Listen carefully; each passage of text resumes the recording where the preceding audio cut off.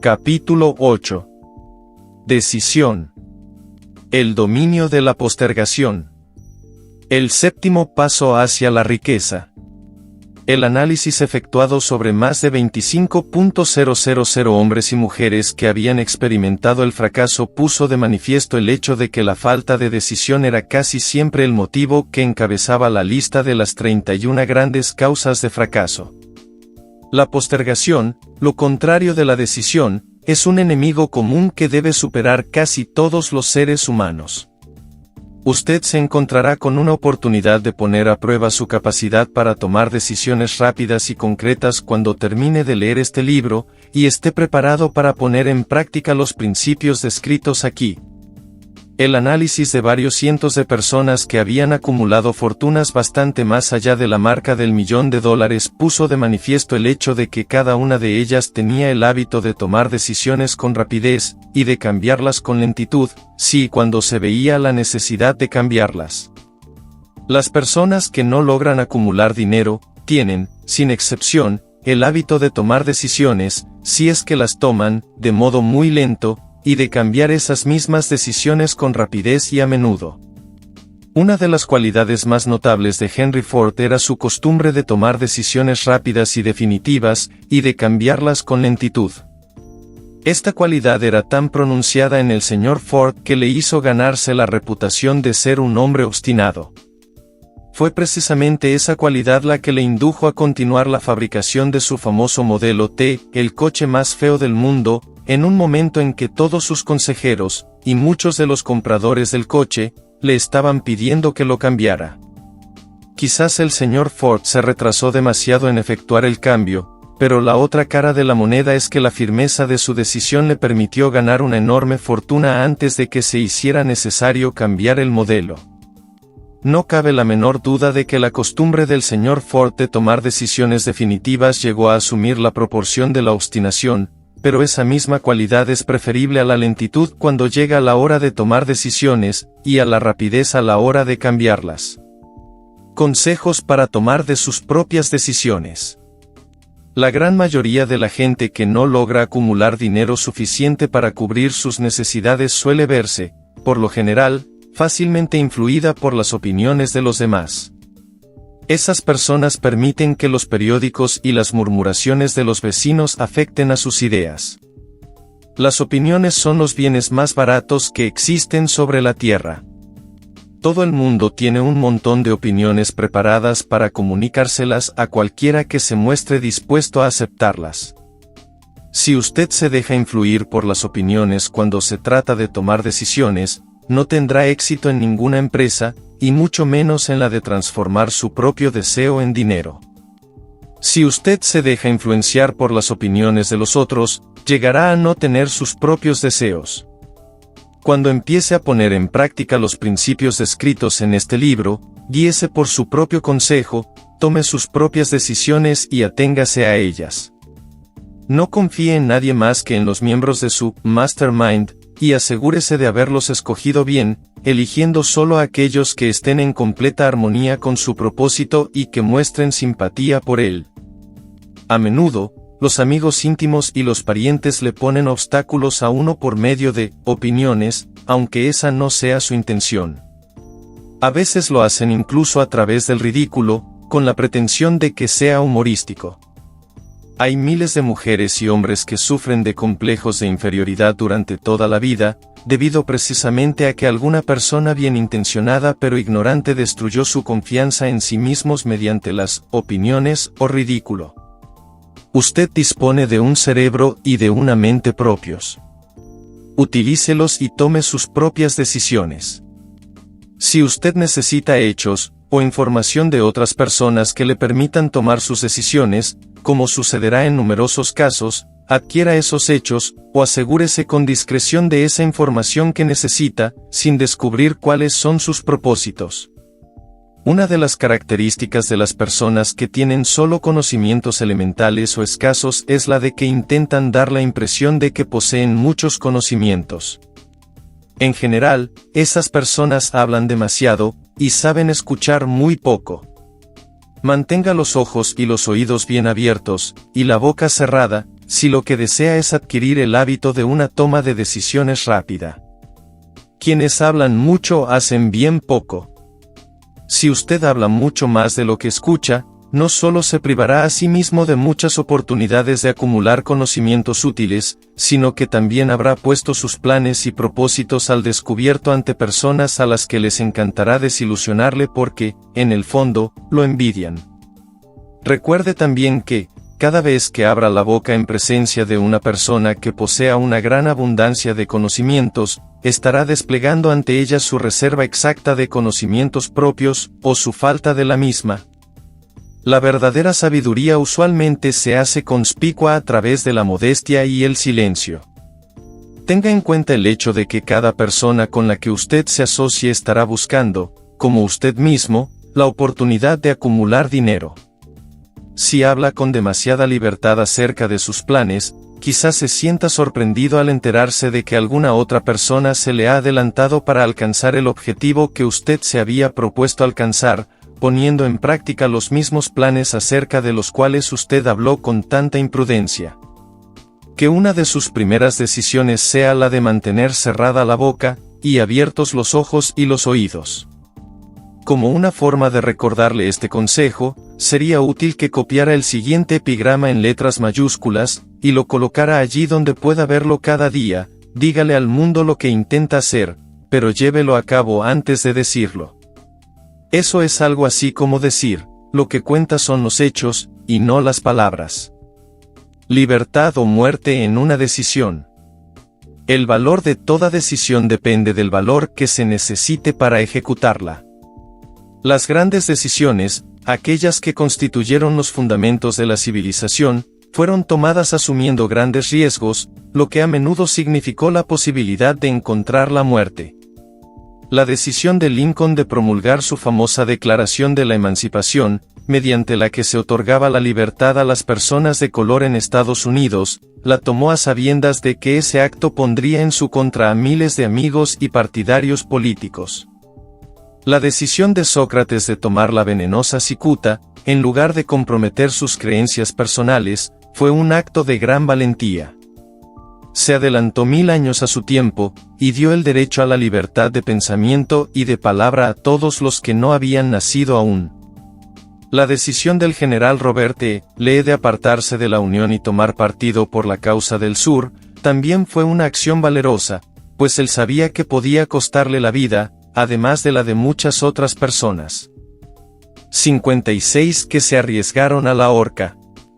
Pero la mayor decisión de todos los tiempos, en lo que se refiere a los ciudadanos de lo que más tarde sería Estados Unidos, se tomó el 4 de julio de 1776, en Filadelfia, cuando 56 hombres estamparon sus firmas en un documento que, como muy bien sabían, aportaría la libertad a todos los norteamericanos, o bien dejaría a cada uno de los 56 colgado de una cuerda por el cuello.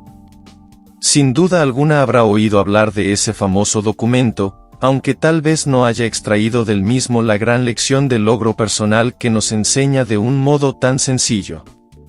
Muchos recuerdan la fecha en que esa gran decisión fue tomada, pero pocos se dan cuenta del valor que se necesitó para ello. Recordamos nuestra historia, tal y como nos la enseñan, recordamos las fechas, y los nombres de los hombres que lucharon, recordamos Valley Forge y Yorktown, recordamos a George Washington y a Lord Cornwallis. Pero, en realidad, sabemos muy poco acerca de las fuerzas reales que había detrás de estos nombres, fechas y lugares. Y sabemos menos todavía sobre ese poder intangible que nos aseguró la libertad, mucho antes de que los ejércitos de Washington llegaran a Yorktown. Representa casi una tragedia que los historiadores hayan pasado por alto el hacer la más mínima referencia al poder irresistible que dio nacimiento y libertad a la nación destinada a establecer nuevos niveles de independencia para todos los pueblos de la tierra. Y digo que eso es casi una tragedia porque precisamente se trata del mismo poder que todo individuo debe utilizar para superar las dificultades que se le presenten en la vida, y obligar a ésta a pagar el precio que se le pide. Revisemos, aunque solo sea de forma muy breve, acontecimientos que dieron lugar a ese poder. La historia comienza con un incidente ocurrido en Boston el 5 de marzo de 1770. Los soldados británicos patrullaban las calles, amenazando a los ciudadanos con su sola presencia. A los colonos no les gustaba ver hombres armados andando por sus ciudades. Empezaron a expresar abiertamente su resentimiento por este hecho, arrojando piedras y profiriendo insultos contra los soldados que patrullaban, hasta que el oficial al mando dio la orden: preparen las bayonetas. Ataquen. La batalla que comenzó en ese momento tuvo como resultado la muerte de muchos, mientras que otros quedaron heridos. El incidente provocó tal resentimiento que la Asamblea Provincial, compuesta por colonos importantes, convocó una reunión con el propósito de emprender alguna acción concreta. Dos de los miembros de esa asamblea fueron John Hancock y Samuel Adams. Tomaron la palabra y hablaron con valentía, declarando que debían organizar un movimiento para expulsar de Boston a todos los soldados británicos. Debemos recordar que eso fue una decisión surgida en la mente de dos hombres, lo que podemos considerar como el principio de la libertad que todos disfrutamos ahora en Estados Unidos. Tampoco podemos olvidar que la decisión de esos dos hombres exigía fe y coraje, porque era una decisión que entrañaba peligros. Antes de que la asamblea terminara, Samuel Adams fue elegido para visitar al gobernador de la provincia, Hutchinson, con objeto de exigirle la retirada de las tropas británicas. La petición fue aceptada, y los soldados se retiraron de Boston, pero el incidente no quedó terminado por ello. Había provocado una situación cuyo desenlace estaría destinado a cambiar el rumbo de toda una civilización. Organización de un grupo de Mastermind. Richard Henry Lee adquirió un papel importante en esa historia. Él y Samuel Adams se comunicaban entre sí con frecuencia, por correspondencia, compartiendo temores y esperanzas acerca del bienestar del pueblo en sus provincias respectivas. A raíz de esta práctica, Adams concibió la idea de que un intercambio mutuo de cartas entre las 13 colonias podría ayudar a producir la coordinación de esfuerzos que tanto necesitaban en relación con la solución de sus problemas. 2 años después del enfrentamiento con los soldados británicos en Boston, en marzo de 1772, Adams presentó esta idea ante la Asamblea, en forma de una moción para que se estableciera un comité de correspondencia entre las colonias, que contara con corresponsales nombrados en cada una de las colonias, con el propósito de una cooperación amistosa para la mejora de las colonias de la América Británica. Eso constituyó el principio de la organización de un poder mucho más amplio destinado a conseguir la libertad para todos los colonos y sus descendientes. De ese modo se organizó el grupo de Mastermind. Estaba compuesto por Adams, Lee y Hancock. El comité de correspondencia fue organizado. Los ciudadanos de las colonias habían estado desarrollando una desorganizada oposición física contra los soldados británicos, a través de incidentes similares a los tumultos de Boston, pero de todo ello no se había derivado ventaja alguna. Sus agravios individuales no habían sido consolidados bajo un mastermind. Ningún grupo de individuos tenía puestos sus corazones, mentes, almas y cuerpos juntos en una decisión concreta para solucionar de una vez por todas su dificultad con los británicos, hasta que Adams, Hancock y Lee se pusieron a trabajar juntos. Mientras tanto, los británicos tampoco permanecieron de brazos cruzados. También ellos se dedicaron a efectuar alguna planificación y a formar sus propios grupos de mastermind, con la ventaja de contar con el apoyo del dinero y de un ejército organizado. Una decisión que cambió la historia. La corona nombró a Gage para sustituir a Hutchinson como gobernador de Massachusetts. Uno de los primeros actos del nuevo gobernador consistió en llamar a Samuel Adams por mediación de un mensajero, con el propósito de intentar detener su oposición, infundiéndole temor. Comprenderemos mucho mejor el espíritu de lo que sucedió si citamos la conversación mantenida entre el coronel Fenton, el mensajero enviado por Gage, y el propio Adams. Coronel Fenton, he sido autorizado por el gobernador Gage para asegurarle, señor Adams, que el gobernador ha sido dotado de amplios poderes para conferirle a usted tantos beneficios como les sean satisfactorios, intento de ganarse a Adams con la promesa de sobornos, con la condición de que abandone usted su oposición a las medidas del gobierno. El gobernador le aconseja que no continúe disgustando a su majestad. Su conducta le hace acreedor a los castigos previstos en una ley de Enrique VIII, por la que se puede enviar a Inglaterra a las personas para que allí sean juzgadas por traición, o encarceladas, por traición, a discreción del gobernador de una provincia. Pero si usted cambia su línea política, no solo obtendrá grandes ventajas personales, sino que también estará en paz con el rey. Samuel Adams tenía que escoger entre dos decisiones: cesar en su oposición, y recibir recompensas personales por ello, o continuar, y correr el riesgo de ser ahorcado. Evidentemente, había llegado el momento en que Adams se veía obligado a tomar una decisión que podía costarle la vida. Adams insistió en que el coronel Fenton, bajo palabra de honor, le transmitiría al gobernador su respuesta, repitiendo con toda exactitud las mismas palabras que él le dijera. La contestación de Adams fue: dígale al gobernador Gage que confío desde hace mucho tiempo en estar en paz con el Rey de Reyes. Ninguna consideración personal me inducirá a abandonar la justa causa de mi país. Y dígale al gobernador Gage que Samuel Adams le aconseja que no continúe insultando los sentimientos de un pueblo exasperado. Cuando el gobernador Gage recibió la cáustica respuesta de Adams, montó en cólera y promulgó una proclama en la que se decía: el abajo firmante, en nombre de su majestad, ofrece y promete su más gracioso perdón a todas aquellas personas que a partir de ahora abandonen las armas y regresen a los deberes propios de súbditos pacíficos. Las únicas excepciones del beneficio de tal perdón son Samuel Adams y John Hancock, cuyas ofensas, de naturaleza demasiado brutales, no admiten otra consideración que la de un adecuado castigo. Podríamos decir que tanto Adams como Hancock se encontraban en dificultades. La amenaza del airado gobernador obligó a los dos hombres a tomar otra decisión, igualmente peligrosa. Convocaron una apresurada reunión de sus más fieles seguidores. Una vez todos estuvieron presentes, Adams cerró la puerta con llave, se la metió en el bolsillo y les informó que era imperativo organizar un congreso de los colonos, y que nadie abandonaría aquella habitación hasta que se hubiera tomado la decisión de convocar dicho congreso. A este anuncio siguió una gran excitación. Algunos sopesaron las posibles consecuencias de tal radicalismo. Otros expresaron graves dudas en cuanto a la prudencia y la conveniencia de una decisión tan definitiva, que desafiaba claramente a la corona.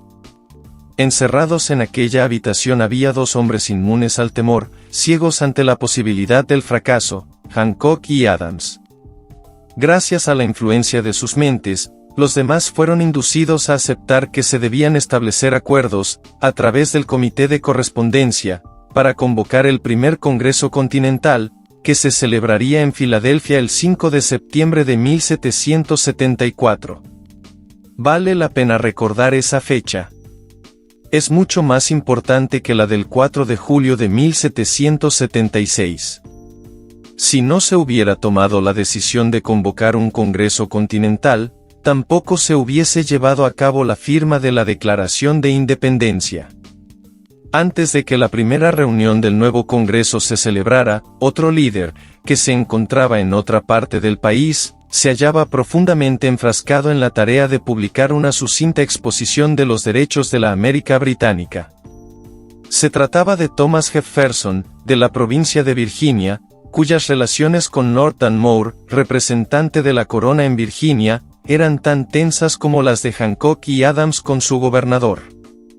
Poco después de que se publicara su sucinta exposición de los derechos, Jefferson fue informado de que había la orden de perseguirlo por alta traición contra el gobierno de su majestad. Inspirado por la amenaza, uno de los colegas de Jefferson, Patrick Henry, expresó con claridad lo que pensaba, y concluyó sus observaciones con una frase que se ha hecho clásica desde entonces: si esto es traición, que sea la mayor de todas.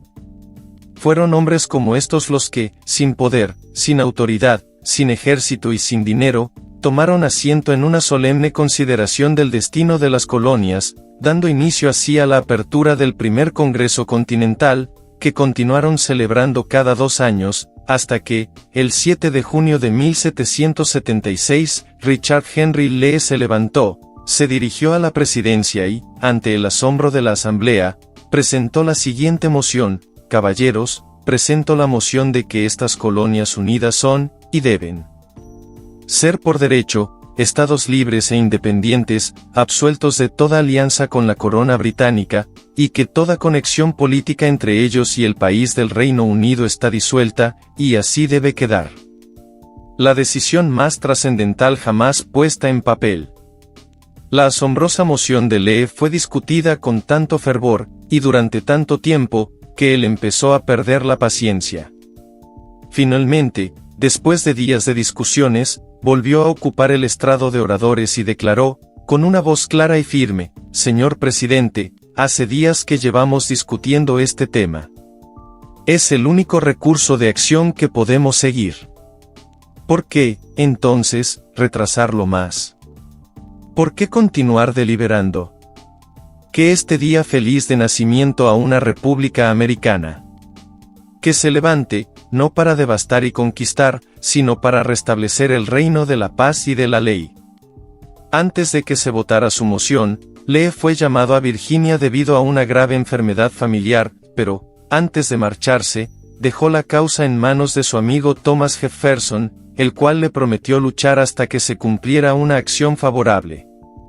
Poco después, el presidente del Congreso, Hancock, nombró a Jefferson presidente de un comité que se dedicaría a redactar la Declaración de Independencia. El comité trabajó mucho y muy duramente en la redacción de un documento que, cuando fuera aceptado por el Congreso, y firmado por cada uno de los congresistas, significaría una condena de muerte para todos los firmantes en el caso de que las colonias perdieran en la lucha que, sin lugar a dudas, estallaría entre ellas y el Reino Unido. Se redactó el documento y la versión original del mismo fue leída el 28 de junio ante el Congreso. Durante varios días se discutió, alteró y preparó su redacción definitiva. El 4 de julio de 1776, Thomas Jefferson se levantó ante la Asamblea y, sin el menor temor en su voz, leyó la decisión más trascendental jamás escrita sobre papel.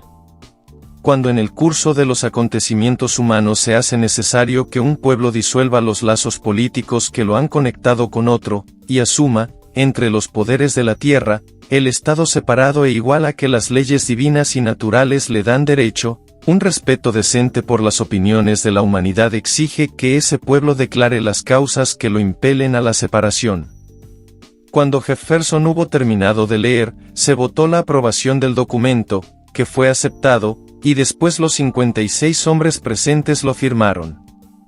Cada uno de ellos ponía en juego su propia vida con la decisión de estampar su firma en aquel papel. Gracias a esa decisión una nación surgió a la existencia, una nación destinada a aportar para siempre a la humanidad el privilegio de tomar sus propias decisiones. Al analizar los acontecimientos que condujeron a la Declaración de Independencia, podemos estar convencidos de que esta nación, que ahora ostenta una posición de respeto y poder entre todos los demás países del mundo, fue el fruto de la decisión de un mastermind compuesto por 56 hombres. Observe bien el hecho de que su decisión fue lo que aseguró el éxito a los ejércitos de Washington, porque el espíritu de esa decisión estaba en el corazón de cada uno de los soldados que lucharon con él, y sirvió como un poder espiritual que no reconoce lo que es el fracaso.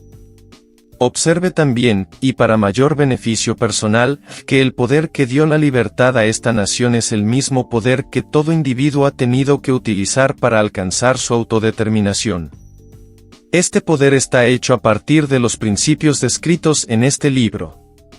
No resulta difícil detectar, en la historia de la Declaración de Independencia, al menos 6 de estos principios: deseo, decisión, fe, perseverancia, mastermind y planificación organizada.